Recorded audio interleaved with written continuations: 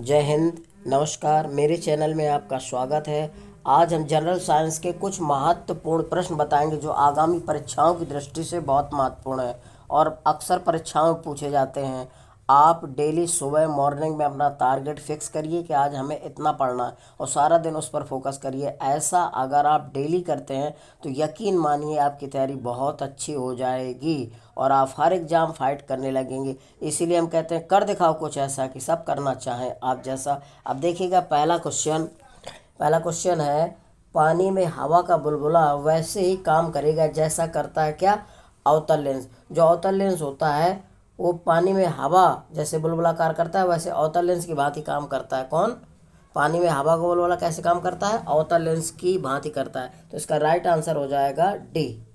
अगला है, धूप के चश्मे की क्षमता कितनी होती है? तो धूप के चश्मे की क्षमता 0 डायोप्टर होती है। ठीक है, लेंस की क्षमता का मात्रक डायोप्टर होता है। इसको कैपिटल डी से प्रदर्शित करते हैं।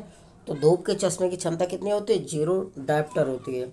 अगला है, यदि किस ऐनक के लेंस का पावर +2 डायोप्टर हो तो इसके फोकस की दूरी होगी। कहने का मतलब है कि लेंस की क्षमता दे रखी है। ठीक है, लेंस की क्षमता का मात्रक डायोप्टर होता है। तो ये पी की वैल्यू दे रखी है। पी बराबर दे रखा कितना? 2 डायोप्टर प्लस का ध्यान रखना। लेंस की क्षमता धनात्मक होती है, जैसे ये लिखा है। तो उत्तल लेंस की क्षमता कैसी होती है? धनात्मक। अवतल लेंस की क्षमता ऋणात्मक होती है। तो ये दे रखा है जो उत्तल लेंस की है। इसके फोकस दूरी यानी कि एफ चाहिए हमें। क्या निकालना है? एफ।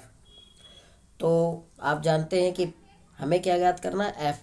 तो एफ बराबर हो जाएगा 100 बटा क्षमता यानी कि पी। तो कितना हो जाएगा? 100 बटा क्षमता कितनी? 2 दे रखी है, 2 का भाग करो, 2 एकम 2, 2 पंचे 10। तो कितना आ जाएगा? 50 सेंटीमीटर आ जाएगा। कितना? 50 सेंटीमीटर। इसका राइट आंसर सी हो जाएगा। अगला है, किसी अपारदर्शी वस्तु का रंग उस रंग के कारण होता है जिसे वह क्या करता है? परावर्तित नहीं करता। ध्यान रखना, अपारदर्शी वस्तु का रंग उस रंग के कारण होता है जिसे वह परावर्तित नहीं करता। तो इसका राइट आंसर हो जाएगा सी। अगला क्वेश्चन है, लाल कांच को अधिक ताप पर गर्म करने पर वह दिखाई देगा कैसा? तो जो लाल रंग का कांच होता है यदि उसको अधिक ताप पर गर्म कर दिया जाए तो कैसा दिखाई देता है? हरा दिखाई देता है। ध्यान रखिएगा, लाल कांच को गर्म करने पर कैसे दिखाई देता है? हरा। तो इसका राइट आंसर हो जाएगा बी। अगला है, प्रकाश का रंग निश्चित किया जाता है। जो प्रकाश का रंग निश्चित निर्धारित किया जाता है किसके द्वारा? तो तरंग दैर्घ्य द्वारा प्रकाश का रंग निर्धारित किया जाता है। ध्यान रखना, प्रकाश का रंग किसके द्वारा निश्चित किया जाता है? तरंगदैर्घ्य द्वारा। इसका राइट आंसर हो जाएगा सी। अगला है, 3 मूल रंग कौन से हैं? तो नीला, हरा, लाल, ये 3 मूल रंग कहलाते हैं। कौन कौन? नीला, हरा, लाल मूल रंग कहलाते हैं। ध्यान रखना, इसका राइट आंसर हो जाएगा बी। अगला है, सबसे कम तरंग दैर्घ्य वाला प्रकाश होता है। तो सबसे कम तरंग दैर्घ्य वाला प्रकाश होता है बैगनी। इसका राइट आंसर डी हो जाएगा। सबसे कम तरंग दैर्घ्य वाला प्रकाश कौन होता है? बैगनी रंग होता है। इसका राइट आंसर डी हो जाएगा। और अधिक तरंग दैर्घ्य वाला लाल होता है। ध्यान रखना। अगला है, जब प्रकाश के लाल, हरा व नीला रंगों को समान अनुपात में मिलाया जाता है तो परिणामी रंग कैसा होगा? तो इसका सफ़ेद रंग हो जाता है। जब प्रकाश के लाल, हरा व नीला रंगों को समान अनुपात में मिला दिया जाए तो उसका परिणामी रंग कैसे दिखाई देता है? सफ़ेद दिखाई देता है। इसका राइट आंसर हो जाएगा वी। ध्यान रखिएगा। अगला क्वेश्चन है, मोटर कार में पश्च दृश्य के लिए कौन सा दर्पण प्रयुक्त होता है? तो मोटर गाड़ियों में ड्राइवर के बगल में जो दर्पण मिरर लगा होता है वो कौन सा दर्पण होता है? तो वो उत्तल दर्पण होता है। उत्तल दर्पण का काम होता है पीछे आने वाली वस्तुओं को देखना, जिसके द्वारा दुर्घटना होने से बच जाती है। तो पाछे की वस्तुओं को देखने किस दर्पण का प्रयोग करते हैं? उत्तल दर्पण का। तो इसका राइट आंसर हो जाएगा डी। ध्यान रखिएगा। अगला है, दाढ़ी बनाने के लिए किस दर्पण का प्रयोग किया जाता है? तो दाढ़ी बनाने के लिए अवतल दर्पण का प्रयोग किया जाता है। दाढ़ी बनाने में किस दर्पण का प्रयोग किया जाता है? अवतल दर्पण का। तो इसका राइट आंसर हो जाएगा ए। अगला है, मानव आँख के रेटिना पर कैसा प्रतिबिंब बनता है? तो मनुष्य की जो आँख होती है उस पर रेटिना होता है। तो कैसा प्रतिबिंब बनता है?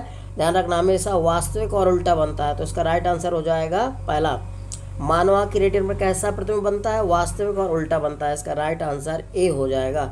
अगला है, 1.5 मीटर लंबे व्यक्ति को अपना संपूर्ण प्रतिबिंब देखने के लिए आवश्यक दर्पण की न्यूनतम लंबाई कितनी होनी चाहिए? तो ध्यान रखिएगा, व्यक्ति को अपना संपूर्ण प्रतिबिंब देखने के लिए व्यक्ति से आधी लंबाई का दर्पण चाहिए, तभी वो अपनी पूरी लंबाई देख सकता है। मान लीजिए अगर 10 लंबाई है तो दर्पण कितना होना चाहिए, 5 मीटर या 5 सेंटीमीटर का होना चाहिए, ध्यान रखना। जैसे 10 है तो आधी 5 हो जाएगी। जैसे इसमें दिया 1.5 मीटर लंबा व्यक्ति है तो दर्पण कितना होना चाहिए, 0.75 इतने मीटर लंबा होना चाहिए। तो इसका राइट आंसर हो जाएगा बी। कहने का मतलब है व्यक्ति से आधा दर्पण होना चाहिए, तभी वो अपना संपूर्ण प्रतिबिंब देख सकता है। तो इसका राइट आंसर हो जाएगा कौन, बी, 0.75 मीटर। 1.5 मीटर का आधा करेंगे तो 0.75 मीटर आएगा। अगला क्वेश्चन है, निकट दृष्टि दोष से पीड़ित व्यक्ति के चश्मे में प्रयोग किया जाता है। तो निकट दृष्टि दोष से जो व्यक्ति पीड़ित होता है वो कौन से लेंस का प्रयोग किया जाता है, किस लेंस का बना चश्मा प्रयोग किया जाता है, प्रयोग करता है, तो अवतल लेंस का बना चश्मा प्रयोग करता है, ध्यान रखना। तो इसका राइट आंसर हो जाएगा सी।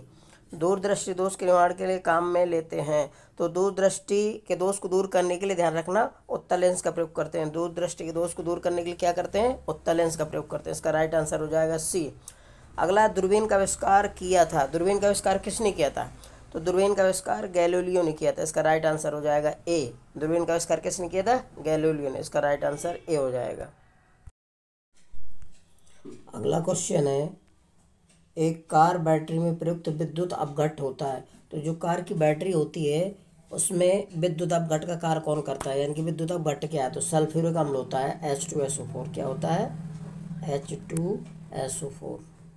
क्या होता है, H2SO4। सल्फ्यूरिक अम्ल का सूत्र क्या होता है, H2SO4। तो एक कार की बैटरी में प्रयुक्त विद्युत अपघट्ट क्या होता है, सल्फ्यूरिक अम्ल। इसका राइट आंसर हो जाएगा बी। अगला है, वोल्टी सेल के आविष्कारक कौन है। वोल्टी सेल का आविष्कार किसने किया था, तो एलिजांड्रो वोल्टा ने किया था। इसका राइट आंसर हो जाएगा सी। अगला है, शुष्क सेल क्या होते हैं, शुष्क सेल प्राथमिक सेल कहलाते हैं। शुष्क सेल क्या है, प्राथमिक सेल। इसका राइट आंसर हो जाएगा ए। अगला है, लोहे के ऊपर जिंक की परत चढ़ाने को क्या कहते हैं, तो गैल्वेनाइजेशन कहते हैं। इसका राइट आंसर हो जाएगा ये। लोहे के ऊपर जिंक की जब परत चढ़ाई जाती है तो ये क्रिया क्या कहलाती है, गैल्वेनाइजेशन। तो इसका राइट आंसर हो जाएगा ए। अगला क्वेश्चन है, जब कोई वस्तु दो समांतर समतल दर्पणों के बीच रखी जाती है तो बने प्रतिबिंबों की संख्या कितनी होती है, तो अनंत होती है। ध्यान रखना, जब कोई वस्तु दो समांतर समतल दर्पणों के बीच रखी जाती है तो बने हुए प्रतिबिंबों की संख्या कितनी होती है, अनंत होती है। इसका राइट आंसर डी हो जाएगा। ध्यान रखना, जैसे मान लीजिए ये दो समांतर रेखाएं, इनके बीच कोई वस्तु रखी है तो इन जो प्रतिबिंबों की संख्या, कितने प्रतिबिंब बनेंगे, अनंत बनेंगे। तो इसका राइट आंसर हो जाएगा ए। ध्यान रखिएगा। अगला क्वेश्चन है, कैमरे में किस प्रकार के लेंस का उपयोग में लाया जाता है। तो कैमरे में किस प्रकार का लेंस लगा होता है, तो कैमरे में, ध्यान रखिए, उत्तल लेंस लगा होता है। इसका राइट आंसर हो जाएगा ए। कैमरे में कैसा लेंस का प्रयोग किया जाता है, तो उत्तल लेंस का। इसका राइट आंसर हो जाएगा ए। यदि मेरा वीडियो आपको अच्छा लग रहा है तो मेरे वीडियो को लाइक सब्सक्राइब अवश्य करिए, एक लाइक तो बनता है। जय हिंद साथियों।